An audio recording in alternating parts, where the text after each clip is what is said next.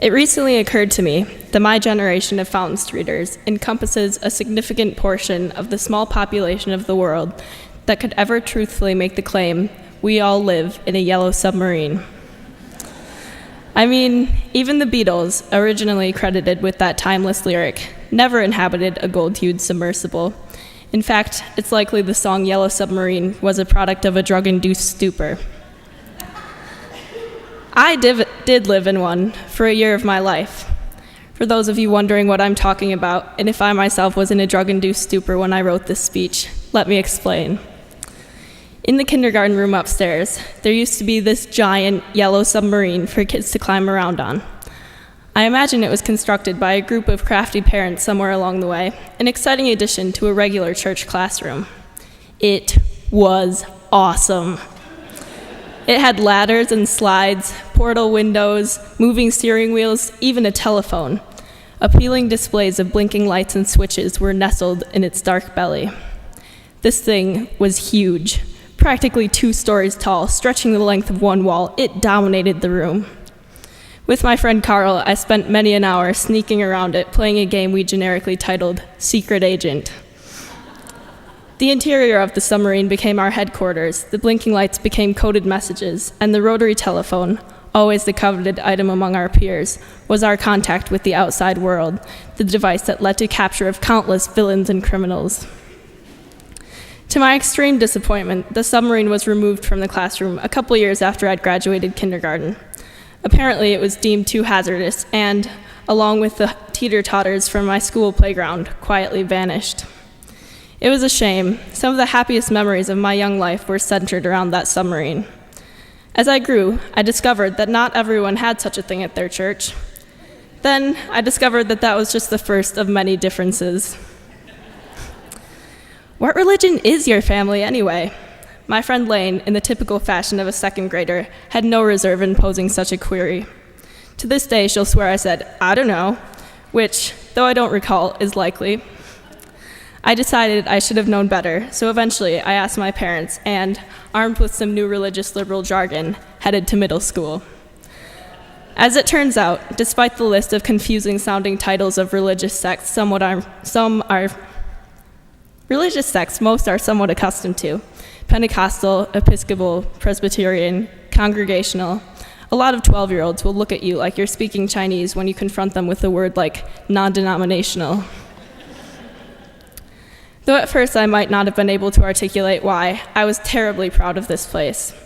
Over the years, when I didn't feel my verbal explanations were enough, I tried to bring friends to visit. When the Capitol Steps, a political lampoon group, came here for a show a few years back, I recruited a crew of my classmates to volunteer. It could certainly be argued that the Capitol Steps are not especially concerned with censorship, and one of my friends expressed concern about the language being used in a church. I did my best to explain that here, people weren't bothered by it, which, no doubt, only served to reinforce her belief that we were a bunch of heathens. Some of the friends I invited to attend a service were actually forbidden by their parents from joining me. It's too bad, because they were probably the ones who needed it most. When I did successfully convince a friend to drop in one Sunday, I was perhaps a bit too eager. I gave him a full tour. "These are our stained glass windows," I said, as if he couldn't see that for himself. "And there's Darwin." I somehow managed to restrain myself from showing him the really cool ice maker in the kitchen. After the service, he politely bid me goodbye. "Thank you for inviting me. It was interesting," he said. He didn't come back. Meanwhile, in spite of my lackluster record when it came to recruiting others, I continued my own journey in the church. I made my way through Tower Club, then Fountain Club. I attended the weekly meetings, but my fondest memories from both are the service trips I participated in. In 8th grade was my coming-of-age trip to New York City. Though beforehand I was apprehensive about working with the homeless, by the time the week was over, I actually didn't want to come home. With Fountain Club, I traveled to Louisiana to assist with hurricane relief near New Orleans. I returned convinced I wanted to move to the bayou. Last year, we took an Amtrak train to the Southwest, where we worked in an animal shelter and hiked the most amazing canyons I had ever seen. When I think back to these times, the memories are right up there with the submarine from kindergarten. Certainly, the destinations were remarkable on all 3 occasions. The work we did was really important, but above all, what I enjoyed was the company I had. For those of you who don't spend a lot of time with high schoolers, one thing you should know is that there is quite often a vast, and I mean a cavernous gap, between the interests and, more importantly, the maturity levels of most freshmen and seniors in high school. It can prove difficult in group settings like Fountain Club. Tensions sometimes arise. Yet somehow, on these trips, we inevitably experienced a group bonding that overcame these differences. It's sort of miraculous to observe the cooperation and caring for one another that can develop over just a week between teenagers. I think that says a lot about the group and the people it is comprised of, and I don't think that's something you could find just anywhere.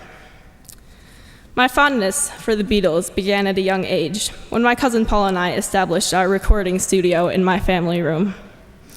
There we used a cassette player to transfer songs from my parents' somewhat limited collection of vinyl records and CDs to empty cassettes. The resulting mixtapes were at least half Beatles songs, and I quickly picked up the lyrics to most of them. Entering high school, when I found myself in need of a new lunchbox, I chose a vintage-style domed metal one adorned with designs from the animated Beatles film, Yellow Submarine. I was soon recognized throughout the school as the girl with the Beatle lunchbox. When Halloween rolled around for my senior year in high school, I bedecked myself with this homemade costume.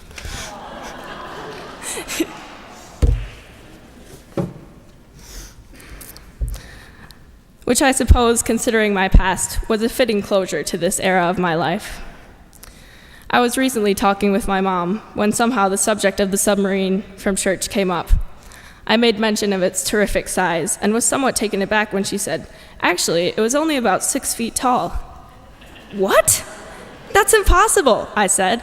"It had 2 levels. My entire class could fit in there." I stopped for a moment and realized that, considering my diminutive size at the time, it was in fact quite possible that the structure was left exaggerated in my mind. I was a little disappointed by this realization, but once again, a Beatles lyric came to mind.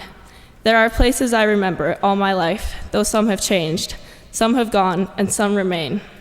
The submarine is gone, one of the sad changes for me, but I have also watched as this church made so many positive developments, both in its education programs, which I was directly involved with, and its influence in the larger community. Delivering this speech was rather a source of dread for me. I'm really not much of one for public speaking. I'd watched as my elder peers stood here to give their senior statements. In the back of my mind was a terror that intensified each year as I imagined myself in this spot. I wondered how I might get around it come my own senior Sunday, a musical performance, or perhaps I could give the welcome. When it came time to commit my contribution to the service, I was somewhat surprised to find that I actually wanted to speak. My fear of the microphone was overshadowed by the fact that I felt that when a community has given to you as much as this one has to me, you really owe it to them to explain that. I want to tell you that I was incredibly lucky to have attended Fountain Street for most Sundays of my formative years. Here, you are not only allowed but encouraged to think for yourself. Here, coming of age is writing your own faith statement, not accepting someone else's. Here I tackled some really difficult topics: religion, politics, discrimination, and their intersections in meaningful discussions I rarely had in school. Most recently, with the help of Fountain Club, here I was able to bring about my own goal of hosting an alternative prom for lesbian, gay, bisexual, and transgender youth and allies from the area, with the hope of providing a safe space for all students to enjoy a classic high school experience. It was with the freedom I was given at Fountain Street that I built my own sort of helter-skelter spirituality, if you will, which was perfect for me. As for my friends of other faiths, they still don't really understand what this church is, and that's okay. For people I interact with, it's not what the teachings of the church are that matters. What matters is how those teachings have shaped me into the person they know.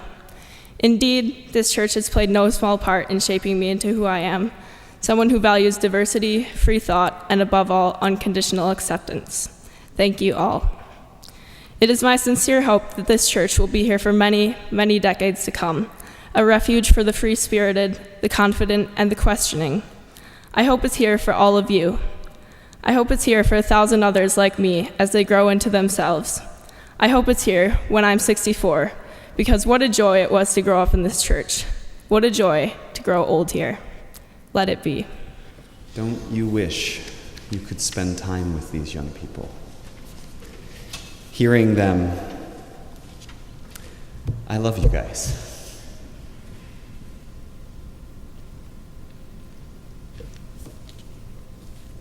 It has been an honor, really.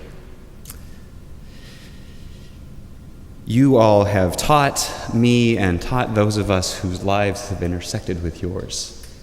You've reminded us of how wonderful life is and how hard life is and how beautiful life is and how tragic life is, and that the job is just to keep going. Continuation, not graduation. Happy Continuation Day. That is what Thich Nhat Hanh, the Vietnamese Buddhist monk, wishes us on birthdays, but I think the sentiment is equally true on days like this. Because the accomplishment is simply continuing. Each day above ground is a bonus. It is. Even the ones that don't feel so good. Just getting out of bed. Just breathing. Just being alive is a gift. So happy Continuation Day. I've heard a story of someone who graduated from one of the Grand Rapids public high schools a number of years ago, that on the first day of his freshman year, the freshman class was gathered into a large assembly hall, and the principal of the school said, "Look to your left." Go ahead, look at the person on your left. And then look at the person on your right. And now I want you to say goodbye to both of those people, right now.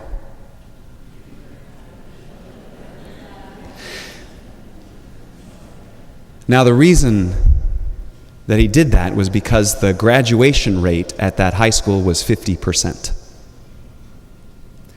And the senior year, I'm told, that person sat down with the senior class and half of them were gone. This is your senior class today for continuation. Right here, everyone in this room. Everyone who's alive today. Everyone you encountered on your way here. Everyone you encounter on your way back. Everything that happens to you this day. That's your graduation class. That's your continuation class. Each person you encounter, Nina, you said it perfectly, a mystery to be encountered. Not to be feared. Or if feared, the kind of fear that leads to awe. Because inside each of us is a world full of pain and terror and wonder and beauty. Will you see it? Will you accept the invitation to be inspired? Whether it's a 6-foot or 20-foot yellow submarine. Whether it's someone you've known since birth or someone you're just passing by.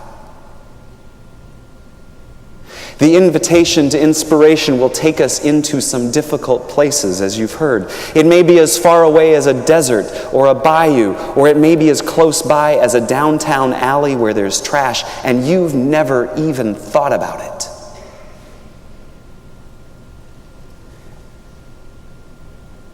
The invitation to inspiration can take you into a darkened room where you light candles and share your struggles with strangers and are heard and held.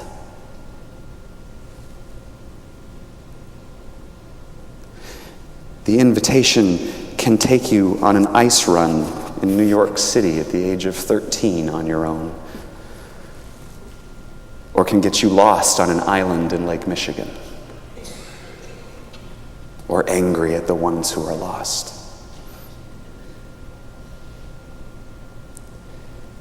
If the purpose of education is to prepare us for an encounter with mystery,